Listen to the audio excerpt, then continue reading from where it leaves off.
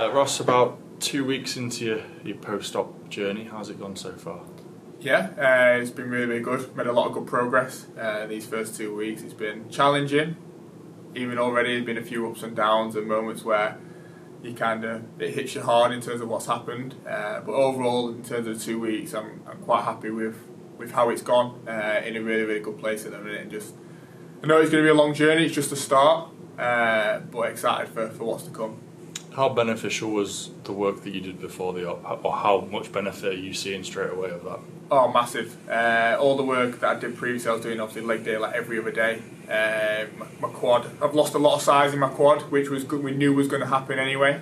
But I've not lost as much as we anticipated because of the work that I'd done previously. And also been able to keep a lot of mobility because of the stuff we've done recently. In terms of the operation, then it sounds like it was a success. As good as it could have gone? Yeah, absolutely perfect. Really good. The surgeon was excellent. The gaffer came to see me in the morning before I went in, and Rosie was with me the whole day, which was good. Having familiar faces there, and went into surgery. It was I was there from about 11:30 in the morning, and then stayed overnight. So my surgery didn't end up happening until about 10 to 4.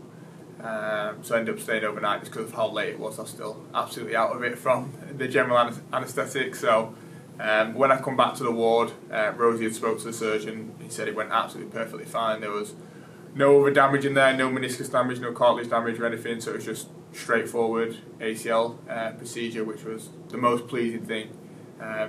Rosie mentioned that it spoke to me, but I don't remember that at all. Apparently I was responding to him, but I was like, nah, I thought she was lying to me, to be honest. But yeah, it was a huge success, so I'm really thankful for everybody at Thornbury Hospital and Dr. Sutton as well. He's done a brilliant job. People normally say that you give away your deepest, darkest secrets. You've not been told of any of those, have you? I don't think so, not that I know of. Honestly, it's weird because when you wake up from a sleep, you kind of gradually wake up, where I just kind of jumped up, my eyes just lit up. I was in a really bright room. I was like, oh my word, my knee, I was panicking again, but then everything was absolutely fine. So just buzzing it's done now, and now can really crack on to the hard work. I think you mentioned previously that you weren't intending on doing general anaesthetic. How did that change? Yeah, so there was pros and cons of everything. A lot of people had said don't get put to sleep and this and that. But when anaesthetist, there we go. When he came up to see me, I asked him what he recommended, and he said a quick general would be absolutely fine. So that's what I kind of followed their guidance and went with that, and absolutely loved it, not gonna lie. It was absolutely brilliant. I had a great sleep. But yeah, the pain coming out of surgery wasn't too bad. I had no fear, but just to think, right, I'm just going to get it moving, because now this is the most important time to start bending my knee and trying to straighten it as quick as possible from what people had told me and the advice I'd got. So that's kind of put me in a good place. And I know a lot of people, when they come out of surgery, they may be really fearful of, but I just went straight into it. I think it was probably the medication on the anaesthetic where I was still out of it, just to go straight for it and bending my knee. I think it's weird, isn't it? Because we said pre-op, a lot of people found it weird you just walking around no crutches, and I suppose same day or next day of operation, everyone finds it weird that you're able to bend and do things like that, isn't it? Yeah, it was crazy to know that kind of someone's been in there messing around with my knee, cut a bit off my knee, put a bit of that somewhere else and things like that. To be bending it straight away was really important before all the kind of swelling kicked in, so I had that bit of range. I'm not bending it as much now because there's a lot more swelling and things like that, so that's had to settle down. But for where I am 2 weeks in, I've already hit some week 3 targets, which in the first obviously 2 weeks I'm already kind of a little bit ahead of schedule, but that's going to fluctuate and go up and down. But I'm in a really good place to start with. I was going to say, the good thing now is it's all in your hands, isn't it? You've had the operation, it's all down to you and your body and how it recovers. Yeah, and that's, like I said, that's the biggest thing, is it's down to me to do things right and look after myself away from here when I'm at the training ground, and just those little kind of 1%. So every morning I'm making sure my protein intake's high, I'm making sure I'm taking the right supplements to help my body recover, and coming, when I leave here, I go home, I make sure I get a little bit of a nap, a bit of a sleep, just to try and let my body heal and keep recovering. Fingers crossed, normally in the past I've been quite a quick healer, but I just want to make sure I am patient and we do it safely. How's the pain been? To start with, the first couple of days, the pain actually weren't too bad. I thought, it's easy this, it's kind of nothing.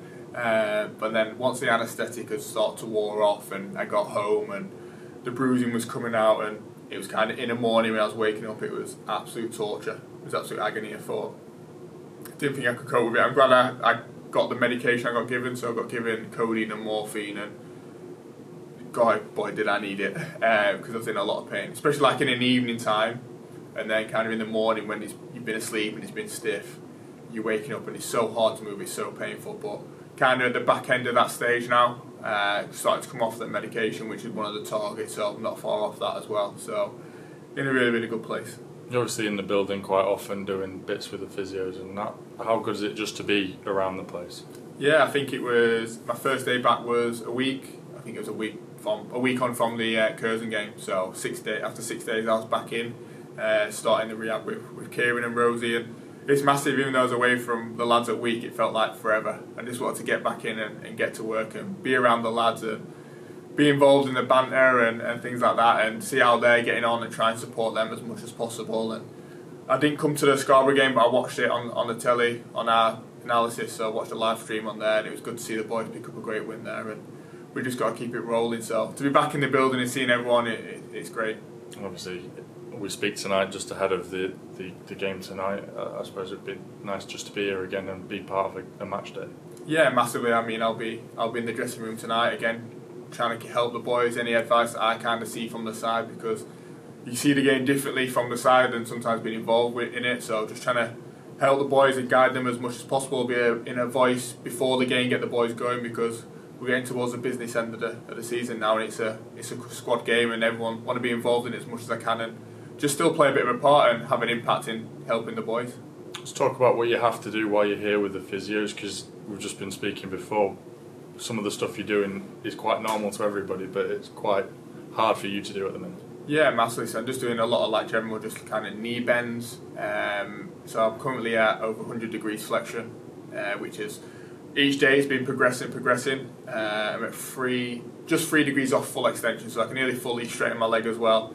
But yeah, just sort of kind of bending my knee, trying to get it all the way back. It seems so simple, but it's really, really painful and hard to do and difficult, where you do it on my right leg and I think, well, that's easy, but it's because there's something new in there. There's a lot of swelling, a lot of blood, scar tissue starting to build, so it's just kind of get that strength back in the leg as well. How much do you have to push yourself for them each degree, I guess? Oh, massively. It's like I go home from here and I'm absolutely exhausted. So that's why I go home and have a little nap, because I'm shattered. Even though I'm not kind of physically out running or training and covering as much distance as the boys, it's that mental kind of, the pain you're having to go through to try to push as far as you can to get those extra degrees, so to speak, on my knee, and those extra improvements. It really, really does take it out of you. Touch on mental there. How is that? How are you doing on that side of things at the minute? Yeah, good. I feel like I'm in a good place now. There's going to be kind of ups and downs along the way. I think it was after the first rehab session, I came home and was a little bit upset, because it was like, wow, is this what it's going to be for the whole kind of 9 to 11 months, this kind of pain. But I had a chat with Rosie and a chat with Kieran, and we kind of said, look, it's just this kind of initial phase where you get a lot of the pain. Once you kind of get that full movement back, he said after that it's not as painful, and you'll see a lot of progression kind of after there. In terms of that, I suppose it's just a mental barrier at the start of it, isn't it? And then you start to see your own progression, which you have done over the last 2 weeks.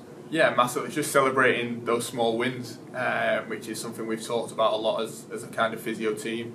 I think it was today. It was the first time to have hit over 100 degrees flexion, and I was absolutely buzzing. I was celebrating, like scoring a goal almost. So it's just those little wins that are kind of help you stay motivated, and each little step, each little degree is a step closer to where I want to be. You're obviously doing your journey on TikTok. Probably enjoying is not the right word, but how much are you like keeping yourself motivated by doing that? Yeah, good. It's giving me something else to think about, kind of helping document my journey, so it's something that I can look back on once I've kind of reached the end of this journey. But also it gives an insight to everybody else, of kind of people who maybe aren't involved in football, or maybe have just had a similar injury, a bit unsure on, a bit of guidance on what they need to try and come through that and get the help they need. How much do you, I know we spoke previously about you looking at other players that have been through it in documentaries and things like that. How many more have you looked at? Do you keep doing it? Or? Yes, I looked a little bit at Virgil van Dijk, at what he's done as well. So, but what's really been good is since I've started doing the TikToks and stuff and the social media, is I've been able to connect with other people. So I've connected with quite a few other players in terms of what they're going through, how they're feeling, and kind of seeing their journey, comparing it to mine. What feelings have you had? What feelings have they had? So it's been really, really good to kind of have that connection, to know that it's not just you going through that, there's other people going through it as well. Obviously last week was half term, you still got your coaching thing, and seeing you propped your leg up and still be a part of that, it must be good to still be part of that as well. Yeah, massive. I think that's one of the, even though I've kind of been in here every single day, so I'm obviously missing being out on the pitch, but I'm still in and around the boys and stuff like that, so it's been tough because I'm not actually being able to be at the sessions that my coaches are doing. But I've still been connecting with the parents and making sure the coaches are doing well and the players are getting on all right, and getting updates from them in terms of how they're doing in their matches and their sessions. So, but on the camp, it was really good. I spent the whole day kind of sat there, still giving information and talking to the players. But again, I had sat there with my leg up and just making sure I do things right and be careful, because this is my priority. Everyone knows that, so I've got to make sure I do things right. So 2 weeks in, where would you like to be in another 2 weeks? What's the next target? I think my next target for me is to get back on the bike. I think once I can get on the bike, I can start getting some good cardio work still in, which will be good for me mentally and physically. And also getting off the crutches. I think so. My next 2 targets for me are to get on the bike and then get off the crutches and be fully walking. I'm not far away from the crutches, which is massive. So, but my next big target is to hopefully get on the bike and get rid of this swelling. There's not much left, so just nearly there. But yeah.